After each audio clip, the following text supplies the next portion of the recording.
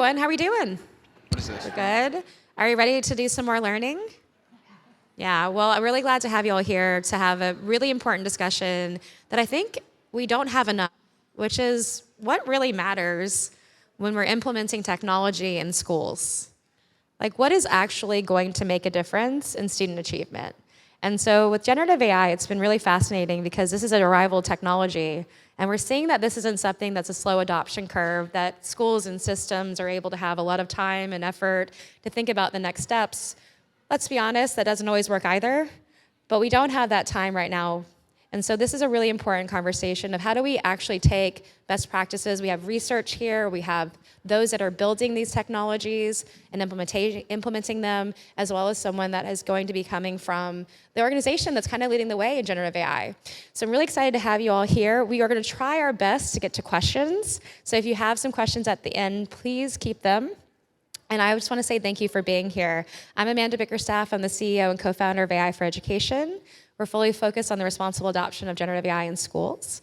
And I'm very happy to introduce this wonderful panel, that people that I think you're going to learn a lot from today. So we're going to start with our first question, is just introduce yourself and tell us what you do. Sure. So, hello. Yeah, I think it's working. I'm Serena Sacks-Mandel. I'm the Global CTO for Education at Microsoft. And I've been at Microsoft for about 4 years. And prior to that, I was CIO at Fulton County Schools, and prior to that, CIO at Florida Virtual School. I have about 15 years in educational technology in many different roles. I have very storied history before that as well. But I want to get to the question. Measuring what matters. I'm going to quote Kath Ellis from the University of New South Wales in Australia. And I really like what she's talking about in writing. She talks about let's look for evidence of learning versus evidence of cheating. And she's talking about AI. So we want to attract students to education and to learning, and it is about their learning. So we know that AI is going to be a part of their world, so I don't think we can prevent it. We do want to make it safe. We do want to have guardrails. We want to make it safe and secure, but we want to look for how well the students are learning the content and the curriculum. And to do that, we may have to change the way that we assess. It may have to be more of a dialogue, more of a question-answer, in addition to a presentation. We might ask for writing workshops differently. Instead of just give me an essay, we might say, give me a topic, give me a thesis, give me some sources, give me an outline, give me a draft. It may be a more progressive process versus just turn something in. So I think we have to rethink how we assess. Yeah, absolutely. I think that assessment is a big question for a lot of people, but we now go to Brisk, who's building right now, so let's talk about it. Say hello, and then what you do, and then also what do you think we should be doing? Yeah, my name's Arman. I'm the founder and CEO of Brisk Teaching. My background, I spent 5.5 years at the Chan Zuckerberg Initiative, where I led a team called Notebooks, which was really focused on building a document editor to help students and teachers collaborate effectively. And then in last year, founded Brisk with a couple of colleagues from the CZI. I think efficacy is incredibly important, and figuring out what problem we're trying to solve with AI is like a prior question. And often we get excited about the thing rather than the problem itself that we're looking at that thing to solve. For us at Brisk, we are primarily focused on teacher productivity. You know, I spent many years of my life building pedagogical technology for specific types of teaching, project-based learning, and I found that the biggest blocker wasn't the actual technology, it was that teachers didn't have capacity to effectively implement them. And so for us, our focus is incredibly narrow. How do we save teachers time so that they can spend more time actually doing those things that drive learning outcomes? And so I can get into a little bit more about how we measure that, but that's at least the problem we're trying to solve. I'm Bethanie. Can you hear me? Awesome. Bethanie Drake Maple. I do two things. I am the founder and CEO at Atypical AI, and I'm also a researcher, a graduate fellow at the Stanford Institute for Human-Centered Artificial Intelligence. So I kind of like wear two hats. I also have a bunch of experience deploying AI tutors and teaching assistants in various contexts at scale at Google AI and Google X. So I've got a bit of background. I think about three things. I think evidence of learning, absolutely. I think mindset, attitude towards learning. And something that people often forget, but there's many cautionary tales about this, is you have to measure the social impact of the technology that you're implementing. So there's a really good rubric for this, is like the stimulation versus displacement hypothesis, where you're like, are people talking more to each other, or are they talking less to each other? So I think if you had those three things, it would feel relatively complete. Emma? Hi, I'm Amara Brunskill. I'm an associate professor at Stanford University. I am a computer scientist. We work on how do we make machines that learn to make better decisions.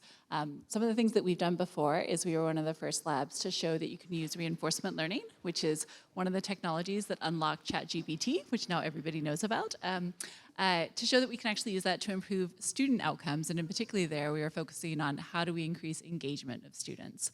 So I'm really interested in how do we take a data-driven approach to thinking about the kind of outcomes we want to get from education. I think in terms of the things that we could maybe be thinking about and the impact of AI in education, all my panelists brought up some really great points. I think one of the really big challenges in education is that we often care about really long-term outcomes. We care about things like high school graduation rates or incarceration, like really long-term societal benefit outcomes. And it is really hard when you're in ed tech to be trying to optimize for those. So I think one of the things that I find really interesting is to think about how could generative AI unlock some of us to measure some things that we think are co-occurring with some of those downstream outcomes, as well as whether it can better support those outcomes in ways we haven't been able to do before. That's great. And I think that one thing I want to put back to you all is I sometimes think that we bury people in jargon. And it's not that we are well-meaning, but I heard evidence of learning multiple times. And do we really, does everybody think they know what evidence of learning really means at this moment in time?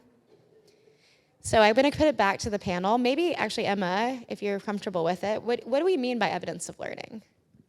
Yeah, so I think this is, it's really contentious in education. I think one of the reasons it's hard to make progress in education is we don't agree on the outcomes. For any of you who were here last year, I found Bill Gates's talk really interesting. And one of the things he commented is the Gates Foundation has been really focused on global health and also on education, amongst other things. And he said he was surprised that it was much easier to make progress in global health than it has been in education. Now, for anybody in this room, that might not be so much of a surprise, but it has been a surprise to me when I first came to education as an AI technologist. And to me, I think that is partly because we don't agree. We don't agree on what the goals of education should be. I think, however, that there's a number of good places to start.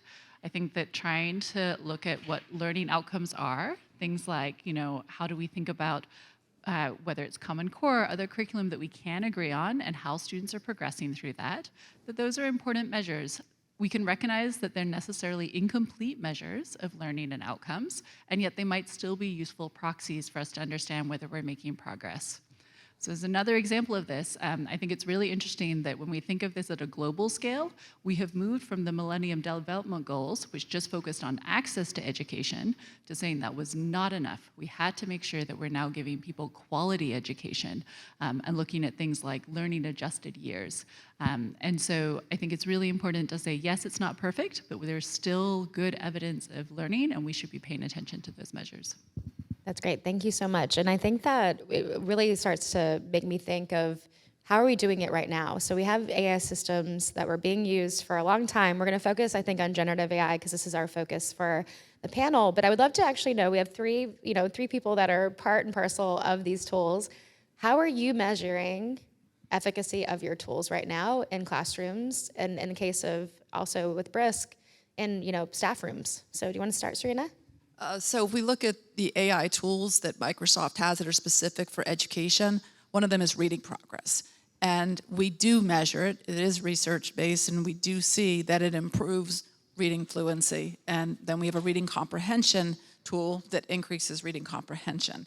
So these are skills that our tools are moving the needle on. And I'm sure, Tori, you could vouch for that.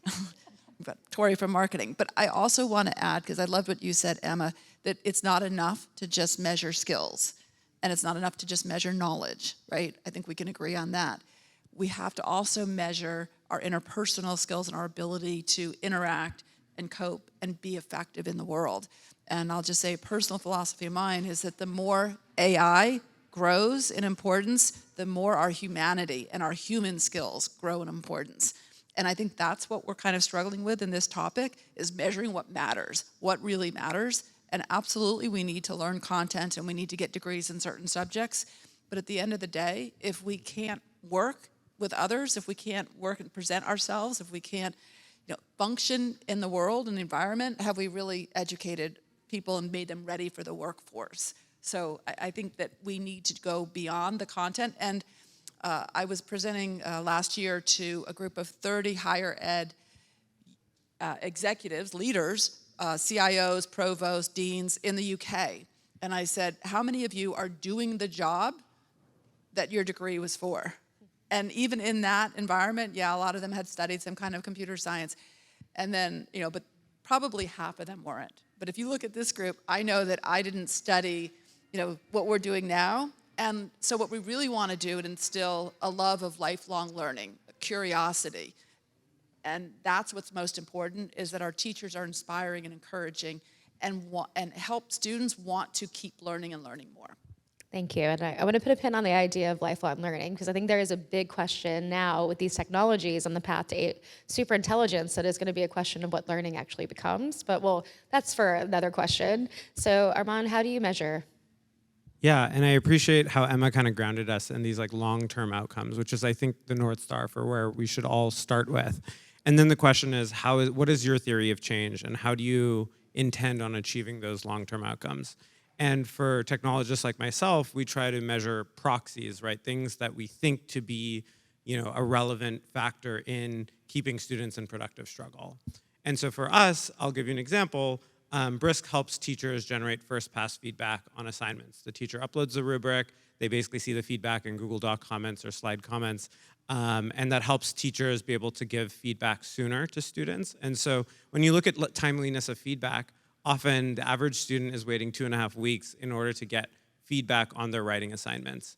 If Brisk can help them cut that time by a week, you can imagine the amount of productive struggle you can encourage students to actually revise before forgetting what they even wrote in the first place. And so we look at proxies like the timeliness of feedback. How long does it take for a student to get feedback without Brisk and with Brisk, and can we drive that down? So that's kind of how we measure efficacy. In the short run, of course, we'd love to run RCTs and really invest more in some of those long-term outcomes. Brisk is a year old, so we're definitely thinking about that. But for the time being, and I know there's a question we might want to cover around what is the role of an early-stage startup versus a late-stage company in measuring its outcomes. But that's at least how we're thinking about it for now. Awesome. I had the opportunity a few years ago to work on the OECD PISA science assessment strategy. And we actually came up with and articulated a whole new area to measure, and we called it science identity. So the idea was that, if you can answer these 3 questions, you're probably looking good. Like, do I use science in my everyday life? Do I identify as a scientist? Do I have a future in science? So I kind of think about that. And in order to measure that, you have to kind of be able to do formative assessment along the way and see if that's kind of how people are progressing. So I care a lot about the end assessment. I think it has a lot of power and it drives a lot of money and intent. But I also care a lot about measuring personal best of users and making sure that we're helping them understand that they are kind of on their path and doing better. So kind of to summarize it up, I would say, to me, the cardinal sin that we measure is that people fall off the learning journey, that they get annoyed or they get disgruntled and they don't identify as a scientist. Well, that's as a former science teacher, here. And so kind of moving back just a step, because maybe we like to situate where we are right now. So we work a lot with schools and districts, and there is an enormous amount of fear and uncertainty. I think we always talk about teachers being afraid. We don't talk enough about students being afraid. Students being afraid of being told they're cheating by using these technologies. Students being afraid of losing their voice because now there are proxies and bots that can do that for them. I'll give an anecdote. There's talk about science, computer science students actually saying, no, I don't want to use GitHub Copilot to help me code because I no longer am going to learn. So as we start thinking about, of course, what matters in AI learning, knowing that this is really shifting the shape of what learning can be and looks like, how do you actually foster within your tools, your approach, that these students don't feel like they're left behind and actually can't be lifelong learners because learning has changed so much and it's taken away their agency? So that's a big question. We'll see if we can answer it in a couple minutes. Does anybody want to take it first? Sure. It's not quite an answer, but it's like, let me just say this. Like, one of my favorite tools and platforms that are out right now is PlayLab. I don't know if even any of you guys have played with it, but what I love about it is it's a generative AI tool that can do educational outcomes, but that allows the users, the students and the teachers to create it. And I think like having some control over the assessment is like super helpful for helping people to feel like it's not an assessment against them and that they are able to kind of learn as much as they want or automate some part of that process. So I think that a lot of the tools that Microsoft has allows students to go at their own pace and to learn without fear, without criticism, without judgment of a human. So what we're seeing is that students embrace the technology and they love it, whether it's reading, whether it's math, and with the reading progress, we have a part of the tool where the student gets to choose their character, choose their environment, and the story that they're learning to read is their own. So when you can use creativity with AI, you can make learning more fun and more engaging.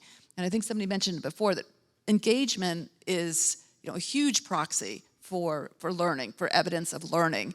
And there now are tools that are and metrics that indicate engagement. So that's very exciting. And they're AI-based. So yes, there are challenges. And I do feel that we need to move from fear, understanding the risks, and mitigating them, and move towards the harnessing.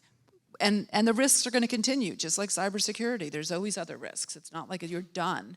But if you stop using AI because of the fear, then you're not progressing and taking advantage of the benefits. I guess I'll just add in too, I think that at least what we've observed at Stanford is that there's fear on two levels. There could be fear of feeling judged by an AI or that your mark is going to be incorrect, and there's fear of feeling outsourced. It's fear of feeling that like your whole vocation, that you were going to go be a software engineer, is no longer relevant because there's going to be a generative AI that is a software engineer. And so I think that that's another really big challenge, I think, for us to tackle as a community of what are the things that people are going to need to learn when the jobs are going to be very different in the future. Now, one way that we're thinking about this is in terms of when we give access to generative AI, what is the way we frame it to students? Are we framing it as, this is an AI that already knows all of coding and it can help you, poor human? Or are we framing it as, this is a tool to support you in your learning, and the skills you get while you learn will both be helpful for this immediate thing, as well as any future career you might be doing. And this is practice and opportunities. And so I think sort of acknowledging some of those sort of fear of what will the future look like and what will the workplace look like, but still sort of embracing some of the potentials of these systems is really important. I completely agree with that. And I think the way I would answer your question, Amanda, is actually I don't know. I think, most of the repercussions of social media, we were excited about the Arab Spring and the way it could connect folks, and it only took many years for us to understand the impact of social media on children. And so I think we have to be, I spend so much time with superintendents who are all about AI, who want to buy ChatGPT for their students because they think that is the new way, because that is likely something that they'll have when they graduate. But the pedagogy around what that looks like, what productive struggle looks like, what learning looks like when you have those tools has not been decided. We haven't figured it out yet. And so at the same time, there's teachers who've been teaching the same way and have been teacher of the year nationally that are just saying, I know what works. Like, how do I continue to extend the practice that I've honed for so many years? And I don't know if we know how to really respond to those fears that students have, because I think they're genuine and we don't have the answers. Even OpenAI and all these AI companies are learning about these tools with us. And so I think we should all be a little scared. Agreed. Plus one, I think that, what we see also is that things are moving so quickly, but I like to talk about Amara's Law, which is this idea that we tend to overestimate the short-term impact and underestimate the long-term impact of technology. And so there are these instances where, the AI teacher, it's going to replace, it's all these big pieces of rhetoric, and then you see like something like a Conmigo, and they're doing really interesting work, GPT-4 from the very beginning, and it's kind of just turned out to be a homework helper and not an intelligent tutor. And I think that we see a lot of this idea that we have to rush towards a goal, but realistically, like, what is that goal, and how is it going to impact our students? So I'm gonna do a little bit of a pro and a con here, because I think we have to talk about balance. And one of the things that's a pet peeve of mine in these discussions is we are either one or the other. You're either a pessimist, a doomer, or you're an optimist. But like, where is the pragmatic part of this, especially as educators? If we're nothing if not pragmatic, right? If you don't think that that you have it totally nailed, you are not an educator, right? You never have it totally nailed. So I'm gonna ask everyone on the panel, what is your biggest hope in terms of actually moving the dial in student learning with AI? And what is your biggest fear? Who wants to go first? Keep asking you really big questions. I could start with hope, and then I'll think about fear. And I think it actually builds on Serena's point and Bethanie's and others, which is I actually think that the capability of these systems to help us with a lot of social skills and training is enormous. If you think about things like how do you manage conflict, how do you negotiate, how do you deal with tough conversations with your boss or your parent if you're a kid, it's really hard to do this sort of training. Normally it involves like paid actors. This is important for everybody. It's important for doctors who are trying to learn bedside manners. It's important for anyone that's ever going to interact with other humans. But we don't have good ways to teach it, and certainly not at scale. But the ability to interact with large language models and practice and simulate and try that hard conversation with your boss 70 times until you get it right, or think about all of these, I think that's really transformative. Some of my colleagues, Dee Yang and Michael Bernstein, and one of their amazing grad students, have been looking at using this to help people learn negotiation skills. But I think that there's a huge number of places you could do this, right? You could use it for teachers of how do you manage, a whole bunch of different students with really different needs. You can just simulate different large language models to be all those students. So all these things that it just hasn't been possible to train people in, I think it's going to start to be possible, and I think that's going to be really important for the types of skills that we were just talking about. Do you have a fear, or you want to think about the fear? We'll do hopes first. So my hope is that we use this moment to reinvent education systemically. So we've been talking about personalization. We've been talking about we don't need factory workers anymore. We need individual thinkers, and we need to have the school systems bend to the unique needs of each student and light up their gifts and talents, as rather than the student having to conform and maybe not fit in. So my hope is that we can leverage the accessibility factors, the personalization opportunity that we have with AI, and change the system to really meet the students' needs. And I do have a fear, and it's a corollary. My fear is that it doesn't happen, that the school systems continue to experience huge absenteeism, huge teacher shortages, because it isn't what it needs to be, and that the system is just there's too much inertia, too many politics, too many challenges to adopt the technologies to change the way we educate, and to realize that every student doesn't need to be in every course the same amount of time during a day. They get some things and they need more help with other things. And it's not about seat time. It's not about the walls of the school. It's about the individual student. And they need to be unleashed to work at their own pace and their own place and move on when ready. Just as a quick anecdote, we did a adapting assessment piece at AIR show, and we asked people, what is the purpose of a 5-paragraph essay? There are 4 answers, and they all were standardized testing, standardized testing, standardized testing, standardized testing. I was like, we are a cynical bunch, but it is really interesting because we have, there are really strong structures in place that are creating a very difficult place. It's rigid. Yeah. And so I'll just add to that, AI can do formative assessment. And if we could have always-on formative assessment, then we can truly personalize what content the students are seeing and adapt it to the where and the when of the needs. I can go next. I'll start with the teacher side because that's kind of really who our company kind of focuses on. I think I'll start with the fear, which is that AI is going to become yet another thing teachers need to do. The average teacher uses over 140 tools in a given school year. if you've ever seen a browser window for a teacher, it stresses me out. And so I think the fear is that we add AI onto the things that teachers are doing. It becomes another tool, another thing that maybe there's an administrator dashboard that maybe the administrator is checking whether this teacher is using AI in the classroom.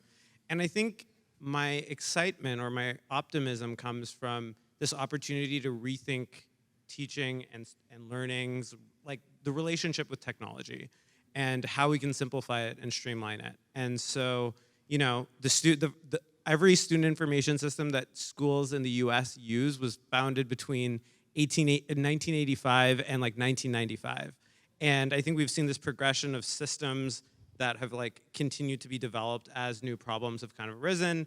And I think this was accelerated during the pandemic where one-to-one instruction, one-to-one devices, and all these things kind of got layered on. So at this point, many of the teachers I talk to are at their breaking points, and they're really excited about AI. They're willing to add the 141st tool because they love AI that much. But I think that there's an opportunity to rethink this relationship, because if one of the biggest value adds for teaching and AI is that it'll help teachers speed up tasks that take them away from their actual practice, you can't do that by using another platform, right? The work is happening in the tools that they're already using. And so I think there's this really interesting opportunity to rewrite what we call an AI native, the EdTech Stack, to be AI native, to really make sense in the world of AI and to really make sense based on, and really reimagine that relationship with teachers and technology. That's great. And I think the idea of an EdTech stack is actually a misnomer. I feel like there isn't an EdTech stack, right? Because it's like 2,000, it's real, right? 2,000 like different applications in districts of any size. And so I think it's a really fascinating thing that maybe there could be a consolidation in which you could have an EdTech stack that could support students and teachers and keep them in the focus, right? Instead of having to be out of the focus and learning another thing. So that's a really good point. Bethanie? Okay. I guess my fear would be distilled down into just the idea that like we all become more lonely. You know, you could see a variety of ways that would happen. We're already going through a loneliness epidemic. You know, personalization could really go off the rails. That would suck. And maybe my hope would be that we actually like finally crack the code on what works in education, because we finally have all the data to like, you know, pull the formal and the informal and the offline like into something, and we have like a pathway, because it's been like so nebulous for so long. We know little pieces about it, but we don't know holistically how to take a kid, you know, and really let them achieve their best. Absolutely. If I write a book, it's going to be like the death of anecdotal evidence. Sorry. If anybody, that's super nerdy. I apologize to everyone here, researcher. But this idea that we, like, teachers work off of gut feeling and gut instinct, and like we know it'll work or not work, is just not a sustainable practice. But the idea that you could actually create and predict how students will react and be able to make proactive approaches to teaching and learning is probably one of the things I'm most excited about, because I think then we have the best chance of actually meeting each student's need and not just the ones that kind of fit in the middle of the bell curve, which often happens. Yeah, I was lucky enough to be on a panel yesterday with Matthew Raskoff, the vice provost for digital education at Stanford, and he was talking about how, you know, there was a concerted effort to be able to understand like early childhood reading, and there is like an actual like evidentiary playbook there, but there is not that for science, you know, or for sure for continuing education. So. Absolutely.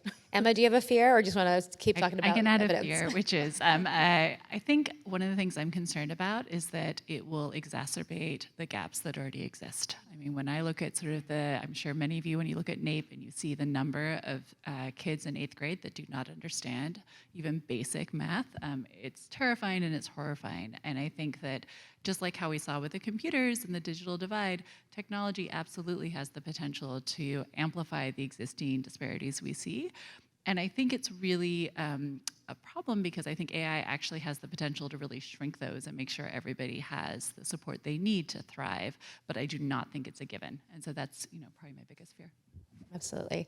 And so when we think about, we're going to go to the audience in 5 minutes. So get your thinking caps on. So I'm gonna give everyone we're gonna go down, and I'm gonna give you a little bit of a moment to kind of stand for what you believe in. So we've talked a lot today about efficacy and what matters, but what is the thing you care the most about that you have this audience that you can kind of pitch to either engage them and activate them, or also just kind of say where you're going? Do you want to start? So I have been passionate about transforming learning, transforming education with technology for the last 15 years, and I think we're closer to it than ever. And those elements are student agency, student-centric schools, and I kind of alluded to it before, not being constrained to the school walls and the school time, and allowing students to be engaged, be curious, be themselves, whatever they are, have accessibility, and find their gifts, their purpose and their talents, and graduate, whether it's from high school or secondary or whatever their path is, and have a productive life, and then always feel free to go back to education or training or certifications and continue learning. So I want our education system to serve each person and enable them to have the life that allows them to maximize their potential. And we all do know that with education goes GDP. So the more that we can enable education, engagement, learning, and these wonderful outputs, then we can improve society as a whole. Here, here. Arman? Can you come back to me? I was about to say, it's a hard thing to follow, Bethany. Sorry, it's a bit overarching. I was happily zoning out, Let it wash over you, all these yes, we can. Deeply. You were on that path with me, huh? Yeah, it's listening deeply. Okay, vision. I really want to see learners treated as humans and as whole humans. And I'd like to see an education system that didn't have people dropping out half the time because of social, emotional, or financial issues, and then we have a beautiful cognitive tutor over here. So I think acknowledging that we're human and having an integrated support system where there is technology to step in where needed would finally actually work. So I'm a machine learning person, and in machine learning, there's this notion of end-to-end training. And it's a very nerdy term, but the idea is that in the last 10 years, there's been a revolution in neural networks and all the deep learning stuff by saying, let's focus directly on the outcomes we care about, and then propagate that all the way back to figuring out what we should do now. And so I find that really inspirational when we think about education. Most of the time, as researchers, we think of lab studies or these little pieces. And then when we deploy them, maybe they work for our 30-person study, and maybe they even work for our 200-person study. And then we try to scale up to California, and everything breaks. And of course, this does not always everything breaks, but many, many times everything breaks. And that's because education is really complicated, and there are many, many stakeholders. And so I think that if we could get to the point of thinking of what would success look like what would this actually do if we made this more engaging, or we put a chat bot here, would that move the needle for 1% of students? Would that change the number of kids that could graduate from high school or achieve their dreams? I think thinking about kind of all the pipeline, and I think I, as a machine learning researcher, only knows a little bit of that pipeline. But even within this room, I'm sure we have expertise to cover that whole pipeline. And so I'm really excited about efforts that really bring together large numbers of people with huge diverse expertise to try to tackle these sort of moonshots of education to really make sizable change for the students that really deserve it. I'll just say, I think there's an opportunity here for artificial intelligence to support a classroom that is more authentic and human, and that allows for differentiation of meeting students where they are. And I think the human piece is really interesting. Often I find it really funny when these AI conferences or AI webinars will have this weird Dolly generated robot that it makes it look like that's what the future is. And I think what's interesting is the classrooms I've seen where they're using AI in a coherent way that isn't just we're doing the AI thing, but it's tied to some type of instructional action that the teacher is focused on, can actually become a lot more human, as the teacher isn't behind their computer, but they can actually build those human relationships and talk to the students more. And so I'm excited for that. Absolutely. Well, thank you all so much. We have just 4.5 minutes left. Does anybody have a question for our amazing panel? Absolutely, over here.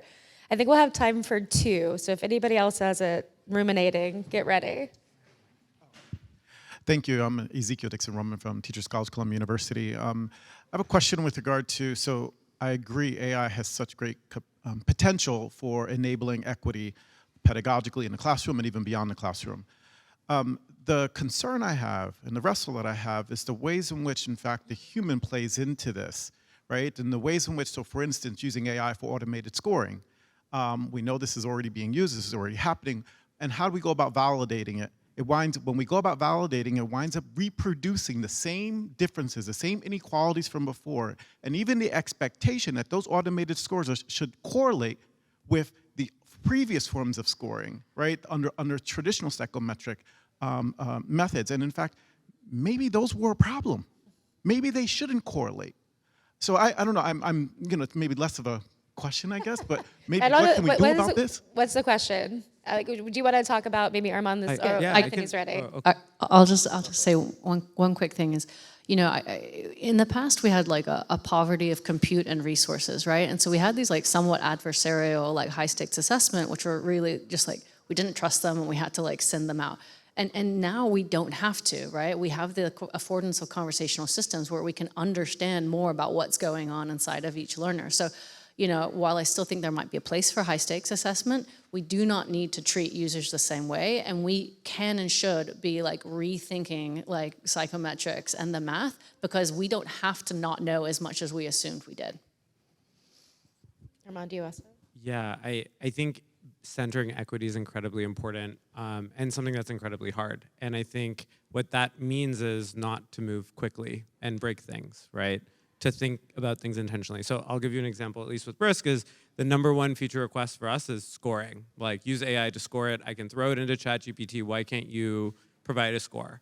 And we've decided not to do that for the time being because of those equity questions. You can replicate what the average teacher provides in terms of grades, but that isn't enough, right? You actually want to think about how do you do something beyond what artificial intelligence can support. So, the average teacher would do. And so I think it really means having conversations like this one and really having developers that are being intentional about the rollout of these new tools, because often there's capitalist incentives to do the opposite. The second thing I'll share is I think there's also opportunity at the same point.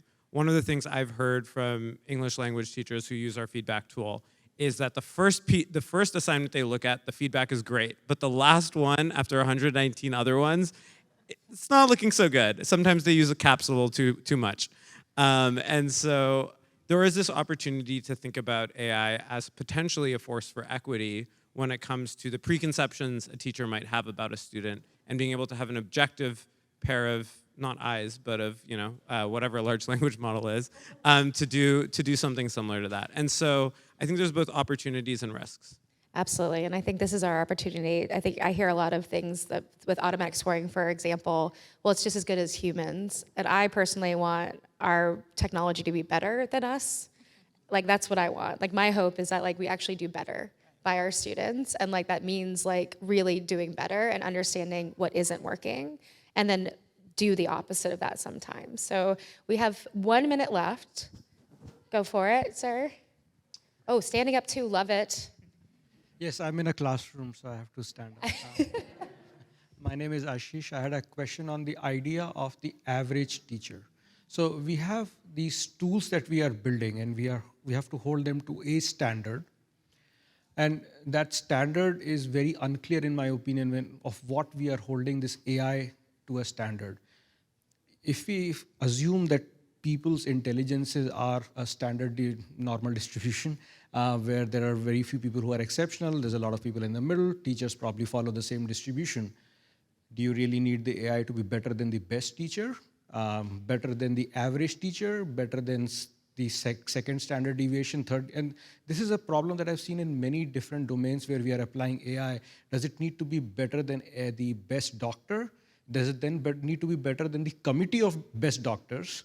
And then it's very hard, because I feel like it's a very different goalpost. While from a product perspective, average student doesn't get a very good teacher.